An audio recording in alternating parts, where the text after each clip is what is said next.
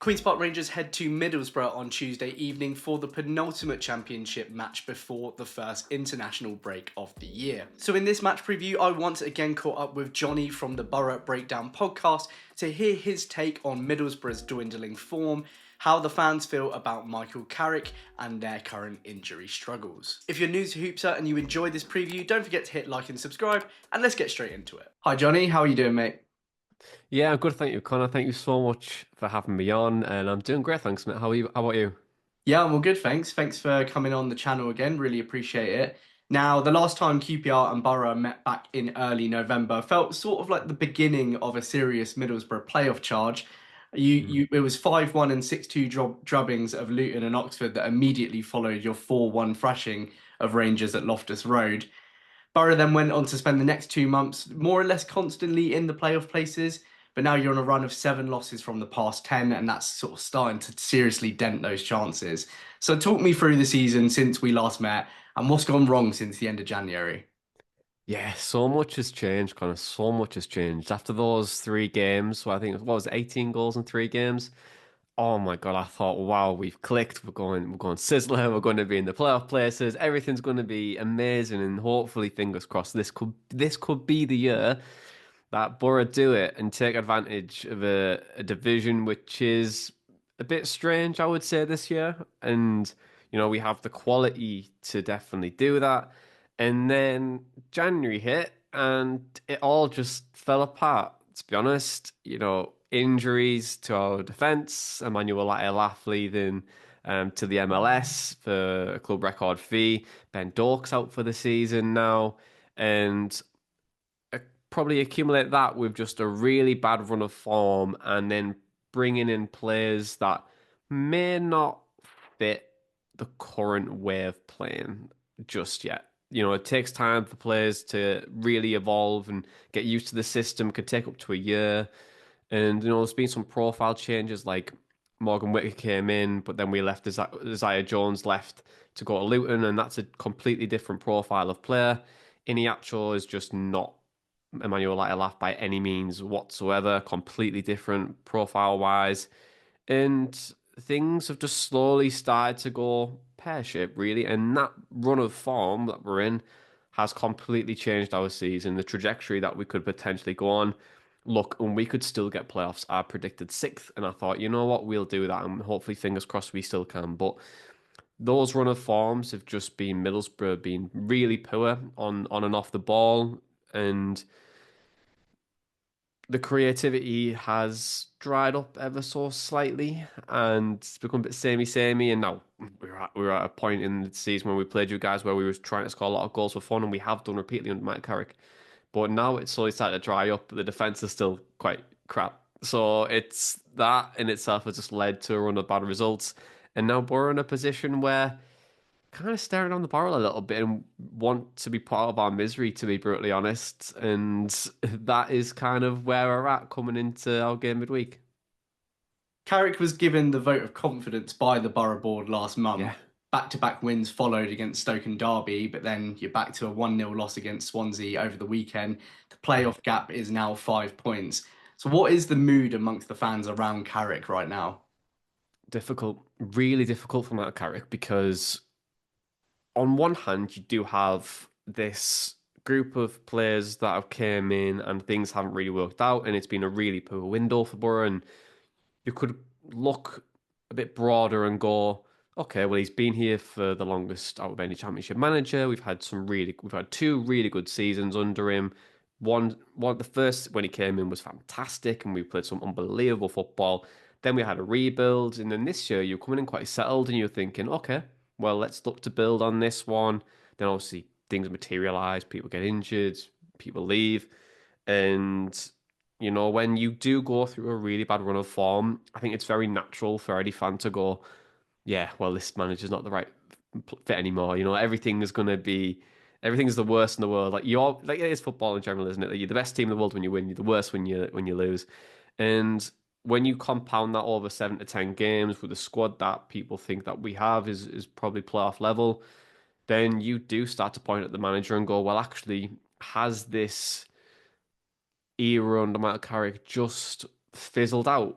And brutal honesty, if you lose against QPR, then although he's probably going to get the end of the season, I think that would be it. I think if we don't get playoffs, I think there'll be a big question around his future in the summer. And fans are getting pretty sick because they expect now that this team plays really fluid football, plays some intricate play and creative, and it's fun and everything that you've probably associated Carrick ball to be. But when it's not happening, it can be really frustrating, and that's where fans are getting to now. And with those 7 defeated 10, I think it's a really difficult moment for us right now, and for Michael Carrick too. Now, you mentioned Boro were among sort of the busiest clubs in the league in the January Yeah, transfer of window. course. 8 incomings, most notably the Mm. £5 million signing of Whittaker, as you say, 4 outgoings. So you mentioned there's been a bit of a difficulty of some of those players settling in, but why were the clubs so active during that window? Was it we're really going to cement that playoff place, or was it to replace some of those injuries, which I know you have? Yeah, so a bit of both, a bit of a football cliche. It's the players that had to come in, so Morgan Whitaker, we had to buy him now. Really, I think he's been a long-term target, and I think the club knew that Ben Duck's injury was a lot worse than we thought it was going to be. And on top of that, Isaiah Jones being injured, not injured, sorry, Isaiah Jones leaving, sorry, was okay. We need to probably bring him in, and also there was teams after Morgan Whitaker, and we thought this was probably the best moment to get him. And then on top of that as well, we weirdly brought in Ryan Giles when we probably didn't have to, but it was a move that was always going to happen. Ilan Jr. was a strange one because we didn't really expect that whatsoever. And we definitely needed a goalkeeper in Mark Travers. We needed to improve our goalkeeper position because Senny Dieng isn't good enough. And he's made quite a lot of mistakes, as you may or may not know about Senny Dieng. Can be very frustrating at times, can he? And with that as well, we thought, right, okay, bring him in. And Solbrin, who we replaced Dieng with when he was injured, and he's a youth goalkeeper, dislocated his shoulder mid-game against Sheffield Wednesday. So we had to bring someone in. And then there's still gaps in the squad. So we let Matt Clark go, but we still need another centre back because we don't have many. And we didn't do that. We needed another centre midfielder because we had a lot of injuries then.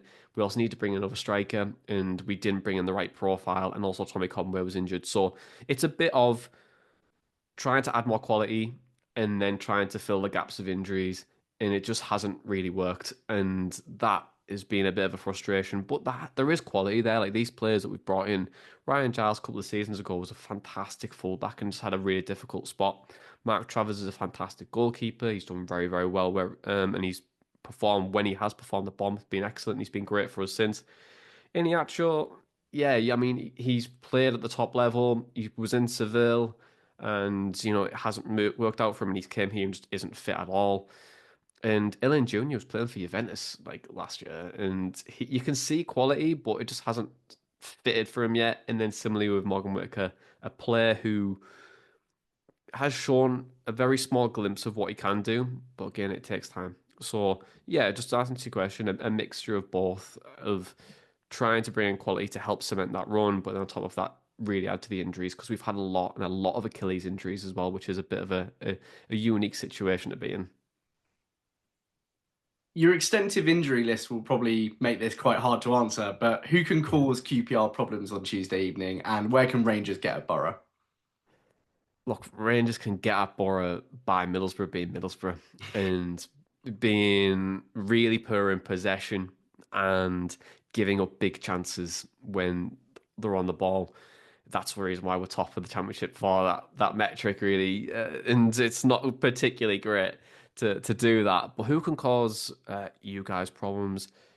Look, we're in a really difficult moment, and we're a side that isn't filled with confidence, and it's a fantastic opportunity for QPR to come to the Riverside and get a result. And you probably won't have a better chance to do it, to be honest. And how teams have really started to nullify Middlesbrough is like similarly what Swansea have done. How do you press Middlesbrough? Can you man to man's being utilised quite regularly? Tried to overload the wing backs, which was being a recurring theme out of Mike Carrick's reign.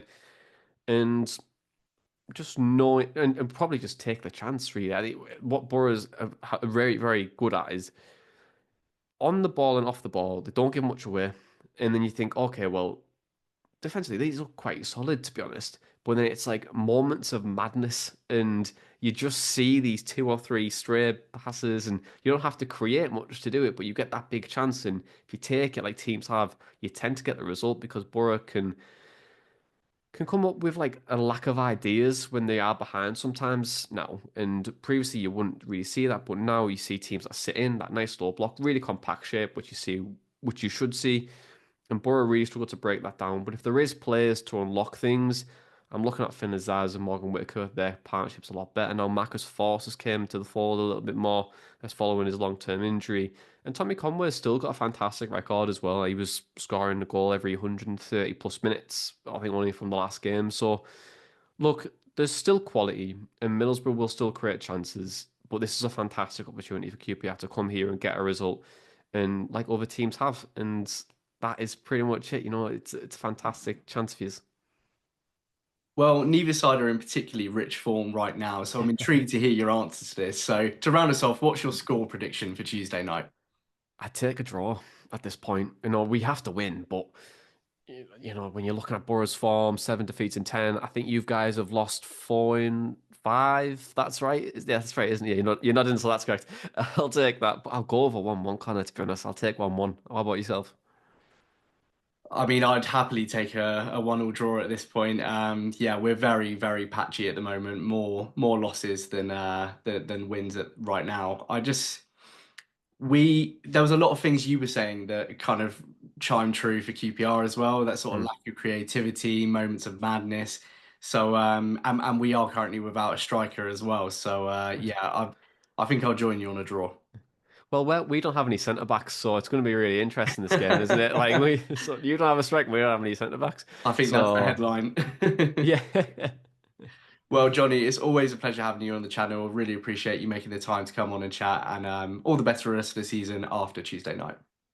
Thank you so much, Connor. Thank you so much for having me on. Thank you so much to Johnny once again for joining me for this match preview. You can check out the Borough Breakdown podcast via the link in the description down below. I think we probably summed this one up quite nicely at the end there. Two struggling teams, one with no defenders and one with no strikers. What's the worst that could happen? From QPR perspective, as I said in my West Brom match reaction on Sunday, we've just got to hope that Frey's injury is indeed minor, because we just can't set up how we did on Saturday once again here. One shot on target in 98 minutes is just ridiculous. I still haven't gotten over that stat. If Frey is still unavailable, why not just stick Jimmy Dunn up front? He's our second top goal scorer this season anyway, and I really wouldn't mind seeing what he could do up top over 90 minutes. Anyway, score prediction time. Like I said to Johnny, I can't really see past a draw for this one. I think we're going to look really toothless again. I'm going to go for a 1-1. Let me know your own score predictions and thoughts ahead of this one in the comments below as well. And if you've enjoyed this match preview, you're not already subscribed, please do consider doing so, or giving me a follow and a rating if you're listening in podcast form. Thank you very much for tuning in, and hopefully I'll see you next time. Come on, you Oz.